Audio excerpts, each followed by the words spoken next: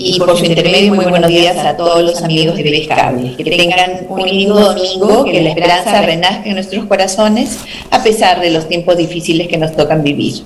Doctora, nuevamente agradecerle el tomar su domingo, y siendo un domingo de fútbol también, varios me referían el día de hoy, a esta hora todos están conectados con lo que sería la previa del repechaje de nuestra selección. ¿Le gusta el fútbol, doctora?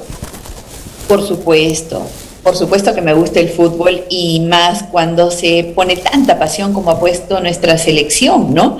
Y espero que en este repechaje nos vaya muy bien y podamos tener la alegría de estar nuevamente en un mundial. Doctora, si bien es cierto el fútbol nos da alegría, pero la política, a través de todo lo que acontece en el día a día, nos lleva a este sinnúmero de situaciones. En la anterior oportunidad que tuve de entrevistarla, a razón de nuestro programa que es Presente y Futuro, usted refería pasado, presente y futuro. ¿Cómo estamos en las circunstancias actuales? ¿Cuál es su comentario desde ese momento hasta hoy? Bueno, la situación no ha mejorado, ha empeorado, y es que definitivamente, como conversamos el domingo de hace un par de meses, me parece, no hemos aprendido de los errores del pasado, al contrario, los repetimos, y los repetimos pareciera con insanía, porque conociendo las consecuencias de nuestro accionar, le damos y le damos. Fíjese usted el entrampamiento político en el que nos encontramos, con todos los problemas que tiene nuestra patria, que no han cambiado, sí se han empeorado: inseguridad, crisis alimentaria, problemas con la educación, con la salud, con el transporte, y la lista es interminable, porque creo que no hay un solo sector en nuestra patria en este momento que tenga buena salud. Entonces, en medio de todo este escenario en el cual todos los esfuerzos del Ejecutivo, del Legislativo, deberían estar enfocados en resolver los problemas, no, el enfrentamiento no cesa, y pareciera que este enfrentamiento, que no tiene solución a la vista, tampoco está siendo buscada. Es decir, la solución está siendo evadida, y están jugando, creo yo, tanto el Poder Ejecutivo como el Poder Legislativo a sostenerse mutuamente. ¿Qué le parece la posición que tiene el presidente? Estoy leyendo el titular de la República, donde le han marcado un conteo de días. 103 días sin responder a la prensa. Entenderíamos muchos de que cada vez que responde se complica más. Más o menos pudiera ser ese el motivo de que no lo lleve a dar declaraciones a la prensa. Pero voy a desdoblarme en dos personajes. Uno, como asesora del presidente Castillo, que no soy ni me gustaría ser, y otro como ciudadana. Como asesora del presidente Castillo, obviamente yo le aconsejaría que no hable con la prensa, que no hable, es más, que no hable ni siquiera en las plazas, que hable a través de comunicados, que hable a través de sus ministros. De hecho, él tiene un vocero político que es el presidente del Consejo de Ministros, pero como ciudadana, como parte de esta nación, creo que el presidente tiene la obligación de estar en contacto con el país, de responder a la prensa, de responder a las investigaciones hasta donde la ley lo permita, de mostrar una actitud de gobernante. Él ya no es más el Pedro Castillo sindicalista, tira piedras, enciende hogueras. No, es el presidente de la República, y parece que no ha terminado de entender cuál es el rol constitucional que tiene en el cargo más importante de la nación.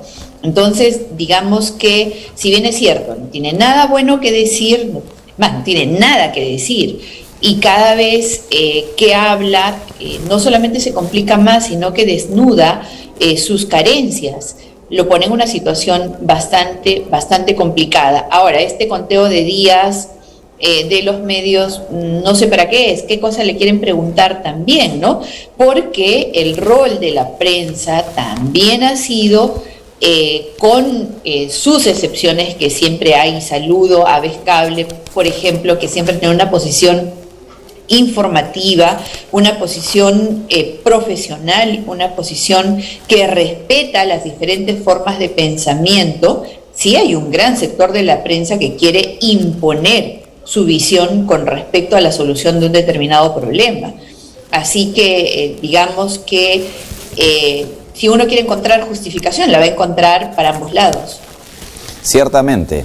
Ahora bien, de cara a las elecciones de octubre, ¿cuál es el rol que estaría ejerciendo el gobierno? ¿Cómo ve esa participación del gobierno? Bueno, algunos dicen que todo lo que pasa o todo lo que se está, digamos, esos errores que supuestamente lo percibe mucha población, como usted también bien refiere, recomendaría que no hable, pero pareciera que tuvieran esa intencionalidad. Vale decir, oye, mira, esto es fruto del sistema neoliberal, como lo dice el líder de Perú Libre, en consecuencia tienes estas opciones. ¿Pudiera haberse reflejado eso en las elecciones de octubre? ¿Cree usted que alguna posibilidad? Si bien es cierto, nosotros nos encontramos en Lima, y Lima, digamos, está marcado ahorita en unas dos tendencias fuertes entre lo que sería el candidato Urresti y el candidato López Aliaga, a razón de lo que refieren las encuestas. Pero lo que está pasando en otros lugares, entiéndase el sur, el norte, respecto al comportamiento, a la implicancia que tendría el gobierno, ¿cómo ve digamos, esa situación política nacional respecto a lo que se viene de la elección en octubre? El presupuesto de la República se reparte entre el gobierno central y los gobiernos regionales y locales, que son los que perciben, por ejemplo, los ingresos por canon en una gran proporción. Este escenario nos obliga a meditar muy bien el voto en las elecciones de octubre. Fíjese el panorama que tenemos. ¿Cuántos gobernadores regionales están procesados, vacados o presos? ¿Cuántos alcaldes se encuentran en la misma situación? ¿Por qué es que están en esa situación? Todos por delitos relacionados con la corrupción. Entonces, y nuevamente haciendo referencia de que no hay un presente ni un futuro si es que no se mira el pasado. ¿Cómo hemos llegado a la situación de tener a Pedro Castillo en la presidencia? Bueno, pues hubo un PPK, hubo un Vizcarra, hubo Merino, hubo Sagasti, hubo una situación que desencadenó en que el pueblo harto, confundido, elija a alguien que supuestamente podía entenderlos. En Lima la situación no sé si está totalmente clara, porque recordemos que las encuestas jamás vieron a Pedro Castillo, entonces yo no sé si podamos confiar plenamente en ellas, pero pareciera estar claro. Pero Lima es tiene una realidad diferente, porque en Lima Pedro Castillo está, digamos, con un nivel de desaprobación altísimo y tiene niveles de información y comunicación más directos. En el resto del país, donde hay más desinformación, donde la pobreza golpea con más fuerza, donde hay necesidades desatendidas por mucho tiempo, el discurso confrontacional de pobres contra ricos, limeños contra provincianos, cala, y entonces ellos pueden seguir incendiando el país y lograr que en regiones se hagan de los gobiernos gente extremista, porque la gente quiere cambio, y en esta necesidad de cambio no necesariamente la mejor alternativa está en el extremismo. En la segunda vuelta no, en consecuencia esto es lo que tenemos, y el antifujimorismo también resulta ser esa situación en la cual nos vemos en este momento. ¿Su opinión al respecto? Bueno, voy a empezar por el final. Creo que los antis son un cáncer. Muy bien dicho. Que todo lo que ha desencadenado finalmente el tener un sentimiento antifujimorista, antiaprista, anti lo que sea, ha terminado degenerando por completo porque ha obnubilado la capacidad de razonar. Entonces la pasión que te genera no solamente oponerte a alguien, sino hasta odiarlo, nos ha llevado pues a elegir a cualquiera. Y ahora los que llamaron al voto incluso no quieren asumir su responsabilidad. Es decir, debemos entrar ya a un terreno en el cual los antis puedan ser finalmente desechados. Ahora, es verdad que hay un gran ausentismo, y eso que el voto es obligatorio. Imagínese usted lo que sería el ausentismo si tuviésemos voto voluntario. Wow. Pero yo no iría a responsabilizar directamente al ciudadano que no se compró el pleito, por ejemplo, en la segunda vuelta, que es el ejemplo que usted pone, porque probablemente le digan que ellos no se sentían representados por ninguno de los dos y que al no sentirse representados por ninguno de los dos, decidieron ponerse de costado. Fíjese. Ambas posibilidades que pasaron a segunda vuelta pasaron con un porcentaje bastante pequeño. Bajísimo. Bastante pequeño. Entonces, la dispersión que hubo en el voto, mire usted, ahorita en el Congreso tenemos 12 bancadas, o 12 grupos parlamentarios, 12 bancadas. ¿A quiénes representan? ¿Quién votó por la bancada de Perú Democrático? ¿Quién votó por la bancada de magisterial, por el bloque magisterial, o quién votó? ¿Cuál es finalmente la correlación que hay entre la decisión del voto y el comportamiento de los elegidos? ¿Cuál es? ¿Voté realmente por una opción como la que defienden los que se han apartado, se han fragmentado, se cambiaron de bancada y el transfugismo es ahora moneda corriente y a nadie le sorprende, a nadie le llama la atención, a nadie le ofende? A nadie le ofende que no se haya respetado su voto. Entonces, ir contra el ciudadano y decirle tú eres responsable porque no elegiste, porque no te compraste el pleito, creo que es trasladar una responsabilidad que la tiene la clase política, que no ha sido capaz de hacer una reforma, de la cual se viene hablando 30 años, una reforma que permita que los mejores puedan incorporarse a los partidos políticos, ser candidatos y por lo tanto llegar a puestos de elección, a puestos de gobierno, de poder.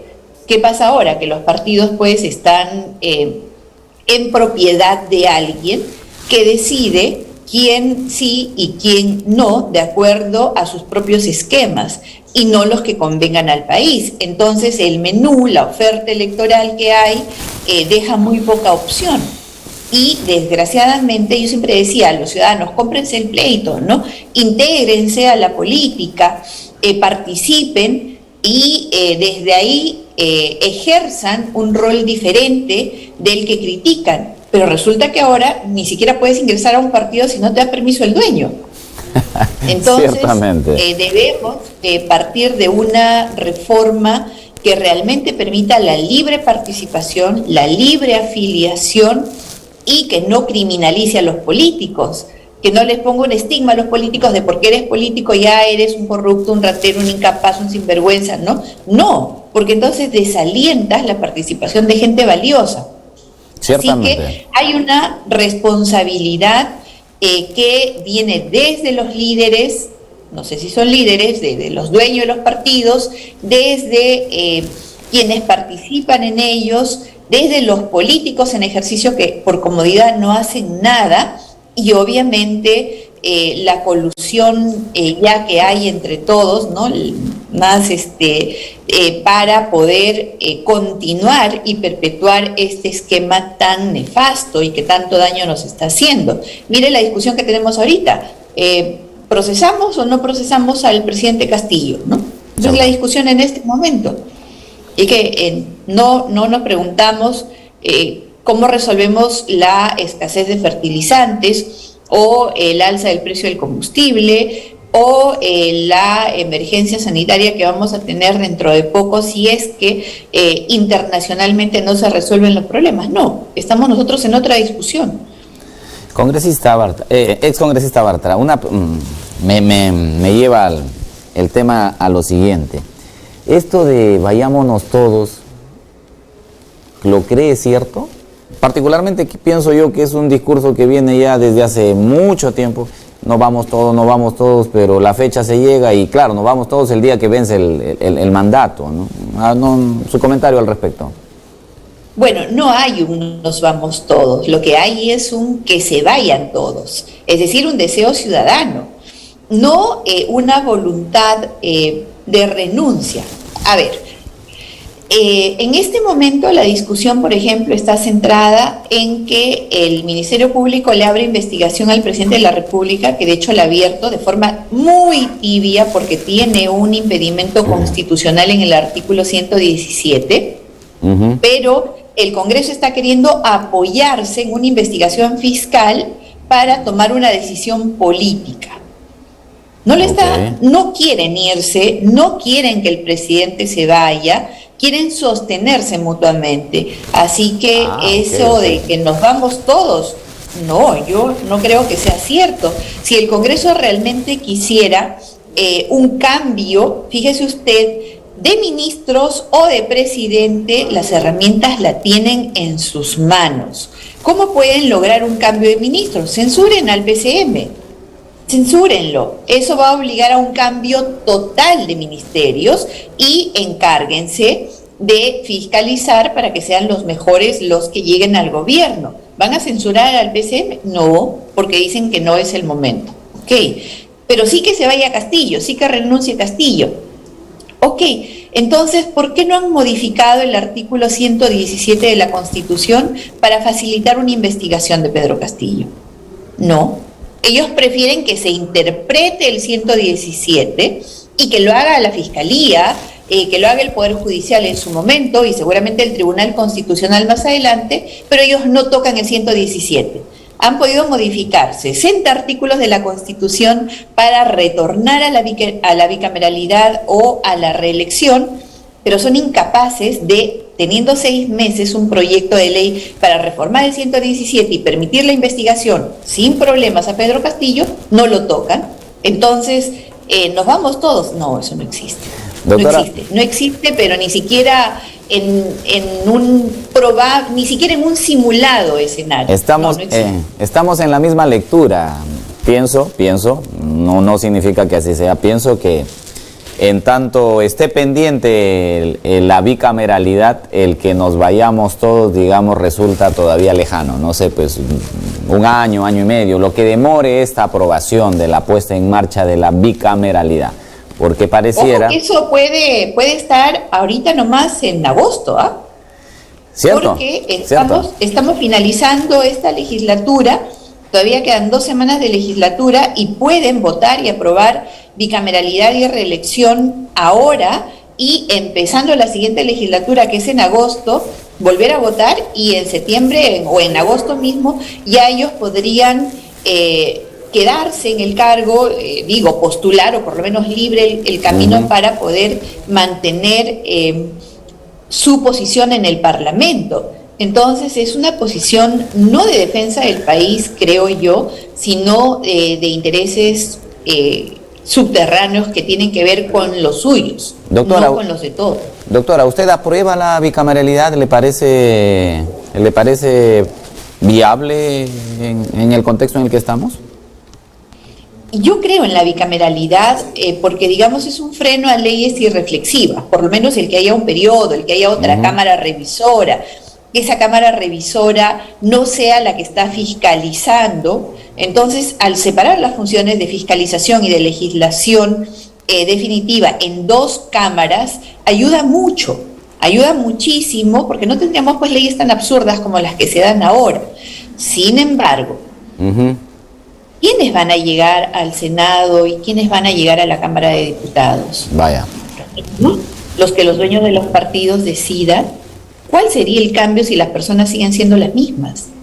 Cierto. Yo creo que el problema ni siquiera son las formas, sino las personas. Creo que si las personas fuesen las adecuadas, con una Cámara se legislaría muy bien. Ciertamente. No tendríamos este problema de irreflexión. Sin embargo, si no hay un cambio, en los líderes, en los que participan en política, vamos a tener a los mismos que vamos a reclamar y los vamos a desconocer y vamos a decir: este Congreso no me representa, estos diputados no me representan, estos senadores tampoco me representan, ya, solamente que con más.